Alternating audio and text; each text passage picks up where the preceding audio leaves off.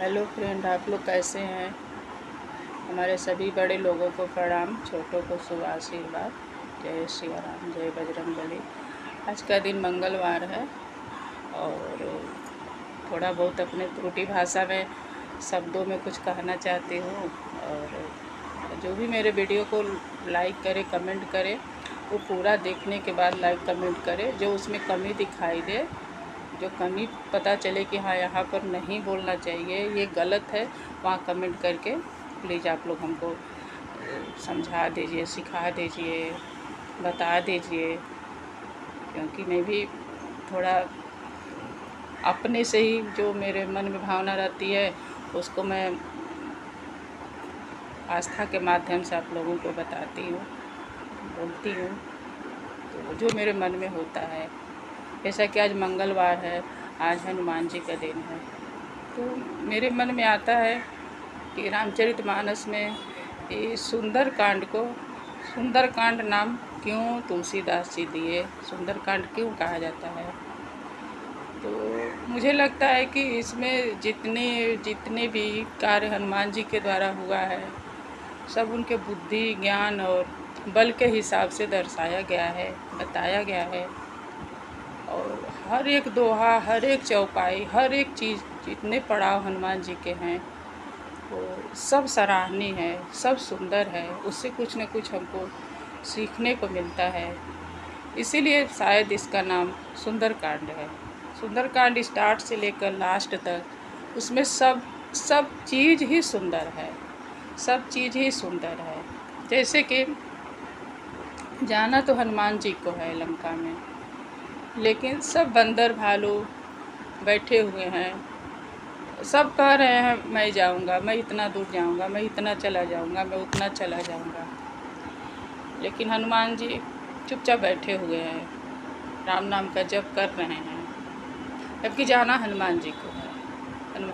लेकिन कोई भी बंदर, छोटा हो बड़ा हो, हार नहीं मान रहा है। सब कह रहा है कि मैं इतना कोस चला जाऊंगा, मैं इतना कोस चला जाऊंगा। कोई कह रहा है जाऊंगा, लौट के नहीं आऊंगा। ऐसे करते करते सब अपने अपने विचार देते हैं।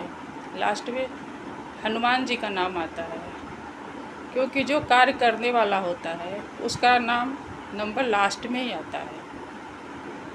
अगर आप भगवान के मंदिर में गए हैं तो ज़रूरी नहीं कि आप आगे खड़े हैं, वीआईपी लाइन में खड़े हैं या किसी भी लाइन में खड़े, आगे खड़े हैं तो आप ही के ऊपर भगवान की नज़र जाए, क्योंकि भगवान की बहुत दूर दृष्टि है। क्या पता आप सबसे लास्ट में खड़े हों या आपको खड़े होने का भी जगह ना हो और आप ही के ऊपर हनुमान जी की दृष्टि हो, हमारे भगवान की दृष्टि हो। तो यही चीज़ जामवंत जी की नज़र जब हनुमान जी पर पड़ी तो बोले, हनुमान चुप क्यों बैठे हो, तुम्हारा तो जन्म ही भगवान के काम के लिए हुआ है।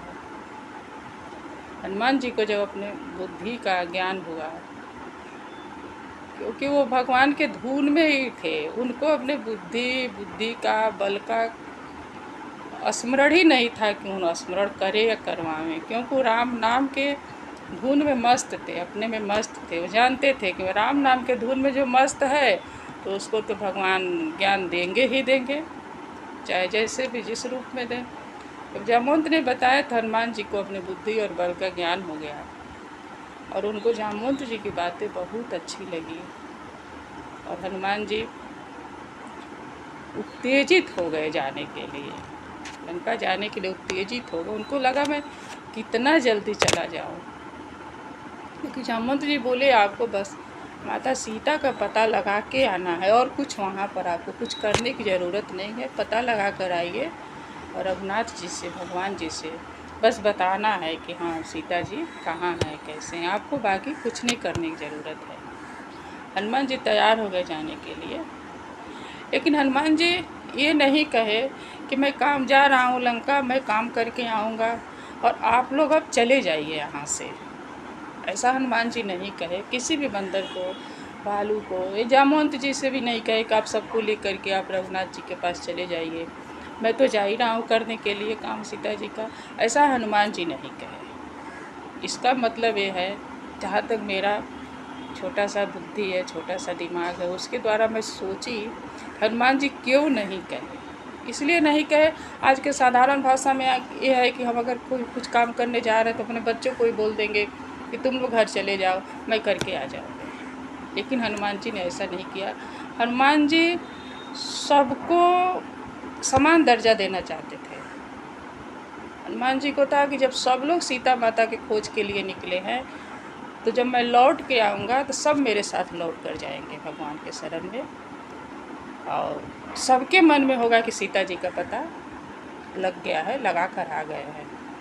सीता जी का पता तो हनुमान जी को लगाना था, हनुमान जी को आना था, लेकिन हनुमान जी किसी को वापस नहीं भेजे। सबको बोले उतना दिन तक प्रतीक्षा करो यहाँ बैठ कर के, जब मैं लौट के आऊँगा माता का पता लगा करके तब वापस आएंगे। तो इसका जो कुछ भी आप लोगों के मन में सीख आया होगा वो हमको बताइएगा। कैसा हनुमान जी क्यों कहे, क्यों उन लोगों को जाने नहीं दिए? चाहते तो भेज दिए रहते, जाओ मस्ती करो, खाओ पियो, अब तो काम हो गया, मैं काम करके आ जाऊँगा, लेकिन ऐसा नहीं किए। लेकिन हनुमान जी का भी जाना एक बहुत कठिन परीक्षा था, क्योंकि हनुमान जी भक्ति की खोज में जा रहे थे। और आज के भी समय में बच्चों को, किसी को परेशान होने की ज़रूरत नहीं है। पग पग पर अच्छा काम करने जाओगे तो पग पग पर परीक्षाएँ होती है, पग पग। और जब अपने मंजिल तक पहुंच जाओगे तो कोई परीक्षा नहीं है। मंजिल से वापस आओ जाओ कुछ भी करो, कोई परीक्षा नहीं है, लेकिन मंजिल तक पहुंचने तक बहुत परीक्षा है। हनुमान जी जाने को तो जान गए, लेकिन बीच में उनको बहुत सारी परीक्षाएं देना पड़ी। पहली परीक्षा तो हनुमान जी को सुरसा माता को देना पड़ी। जब सुरसा ले आई, बोली कि मैं आपको खाऊंगी, तो हनुमान जी बोले कि मैं माता का पता लगा कर आऊँगा, तो मैं शपथ खा के कहता हूँ कि आप मुझे बख्श लेना, मुझे खा लेना, मैं आ जाऊँगा वापस। लेकिन सुरसा जी कही नहीं, मैं तो खाऊंगी तुमको। तो सुरसा ने अपना मुंह फैलाना शुरू किया। हनुमान जी भी जैसे जैसे सुरसा का मुख बढ़ता गया, वैसे वैसे हनुमान जी अपने बदन को, अपने शरीर को बढ़ाते गए, सुरसा भी बढ़ाती गई। लेकिन यहाँ पर हनुमान जी के ज्ञान की परीक्षा थी, इनके पास ज्ञान कितनी है, इनके पास बुद्धि। यहाँ पर हनुमान जी के बल की परीक्षा नहीं है, यहाँ पर उनके ज्ञान और बुद्धि की परीक्षा है। अपने बल के द्वारा तो अपने शरीर का विस्तार कर लिया हनुमान जी, लेकिन हनुमान जी का बुद्धि वहाँ काम आया कि विस्तार करने से काम नहीं चलेगा। ऐसे तो शरीर बढ़ता ही जाएगा, वो भी बढ़ाएगी, मैं भी बढ़ाऊँगा, इससे काम नहीं, बराबर का नहीं होना है। हनुमान जी ने वहीं पर अति लघु रूप ले लिया, छोटा से छोटे शरीर को अपने बच्चा के समान बना करके और सुरसा के मुख में प्रवेश कर गए, और पूरे उनके बदन में घूम करके जब तक सुरसा अपने मुंह को बंद करती तब तक हनुमान जी उनके सामने आकर खड़े हो गए, हाथ जोड़कर बोले, क्योंकि पेट में से आए थे ना, तो पेट में से जो भी आता है उसको माँ का दर्जा दिया जाता है। हनुमान जी उनको माता कह के प्रणाम किए। तब सुरसा माता ने कहा कि तुम्हारे पास बल तो है, लेकिन तुम्हारे पास बुद्धि भी है, तुम्हारे पास दिमाग भी है। और इसका मतलब ये होता है कि जो काम छोटे बन के कर सकते हैं वो बड़े बन के तो हो जाएगा, लेकिन अभिमान के द्वारा बड़े बन करके कुछ अच्छा काम नहीं कर पाएंगे। चाहे कि अभिमान बस हम बड़े हो गए, हमारा शरीर बड़ा हो गया, हमारा कद बड़ा हो गया, हमारा पद बड़ा हो गया, उससे हम कुछ कर लेंगे, उससे नहीं कुछ करने वाला है। कुछ अच्छा काम करने के लिए अपने को छोटा बनना पड़ता है, मन से छोटा बनना पड़ता है, विचार से छोटा बनना पड़ता है, ज्ञान से छोटा बनना पड़ता है। अगर हमारे सामने हमसे अधिक विद्वान अगर है तो उनके सामने हमको छोटा बन के बात करना है, अपनी विद्वता को नहीं दिखाना है। तो एक तो सुंदर कांड पहले मैं बता दी कि बंदर भालू को हनुमान जी ने नहीं कहा कि तुम लोग चलो मेरे साथ, या तुम लोग रघुनाथ जी के पास चले जाओ, कुछ नहीं कहे। एक सुंदर ये हो गया। दूसरा सुंदर ये हो गया, हमको सुंदर लगा कि जो सुरसा के साथ हनुमान जी ने किया। तो यहाँ पर आप लोग बताइएगा कि हनुमान जी यहाँ पर अपने बल का भी प्रदर्शन किया, और जब उनके दिमाग में आया कि बल का प्रदर्शन तो करते करते कितना टाइम निकल जाएगा, करते करते तो हम लंका में पहुँच जाएंगे, तब हनुमान जी अपने शरीर को तुरंत लघु रूप बना लिए।